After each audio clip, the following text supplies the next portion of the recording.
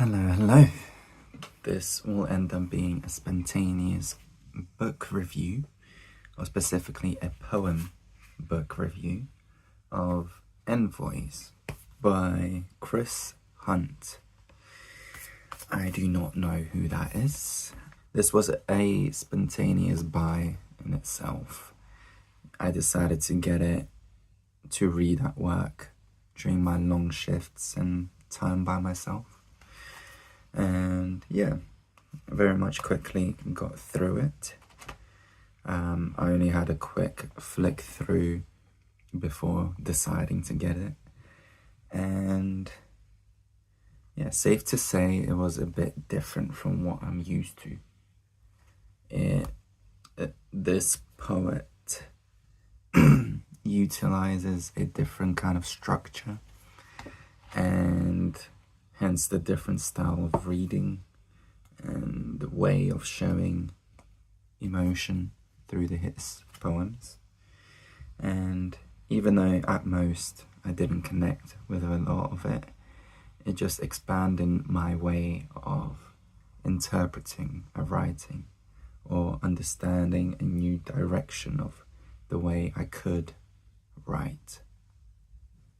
And yeah, without further ado, I'll just delve into a few extracts that I highlighted for myself and share that with you as a note of something that I read.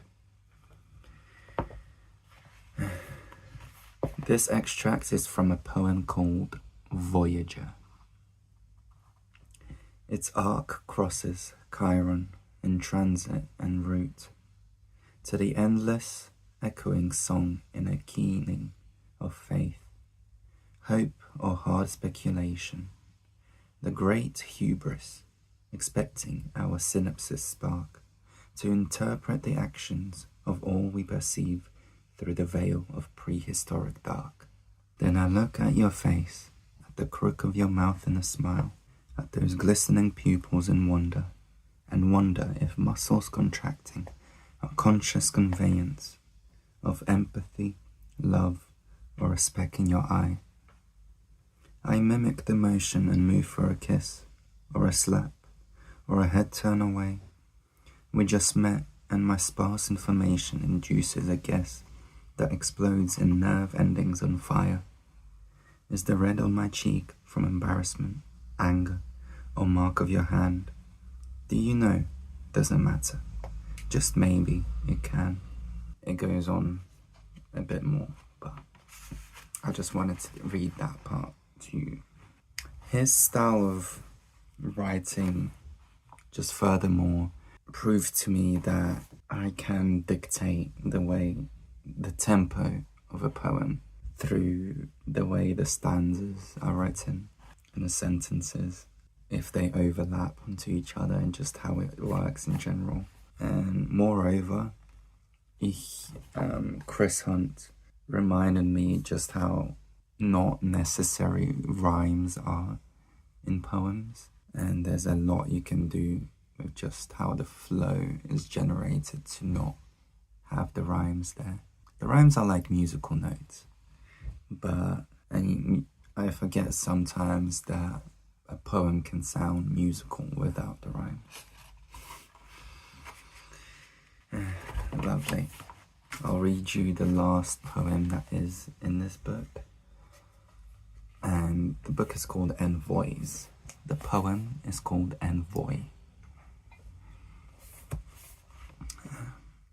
I'm not in moss or oak tree lichen, one of these. Not in boulder, stream or bracken. Not in fence post, stile or gate. And if you look, you'll never find me, or the trail I'll leave behind me. Slow down, for you're not too late. Find a quiet evening, listen, without strain for what you're missing. Hush your heartbeat, hesitate. Pass by the rush of blood you're hearing, the nerves buzzing till the clearing opens to a wide estate. And there I am, I'll always wait, In the echoes you vibrate, not gone, not lost, but yours, innate. This is, speaking of more musical poems, this is the most musical one out of the selection, which is why I chose it. It's more fun to read the way it has been. And yeah, it sounds tender, it sounds sweet. That's why it felt in tune with my heartbeat. And this book contained a few haikus, which I didn't really connect with because they don't really follow the 575 syllable structure, most of them. So I found them a bit confusing. Clams and small mussels cling, betrayed by moon-dragged tides, to air's light danger. There's that. But yeah, the last thing I will leave you at is from the very first poem of this book called Airport. And even though I found this poem confusing, there is one single line, the last line of this poem, which for some reason ended up attaching itself to my mind. This poem was about an airport, people at the airport, and just how the airport itself functions with the planes, with the customers that are trying to board. And there's this one single line that I couldn't take my eyes off. The fox merrily followed free will. I don't know, that line, I found a reflection of just the human nature, or in a sense my nature, and just how no matter what is achieved, it is achieved because of my own free will.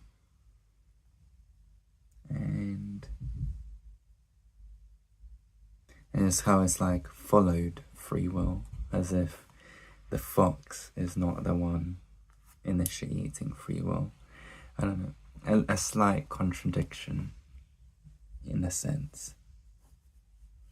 But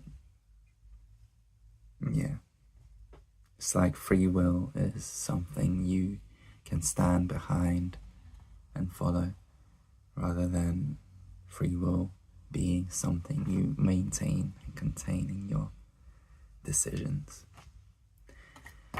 Anyways, that's Envoys. Just a quick snippet, quick reflection on a book that I've read recently.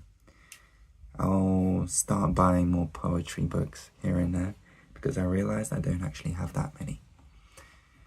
There you go. Thank you for listening. Thank you to Chris Hunt for giving me a chance to explore my knowledge and database of poems.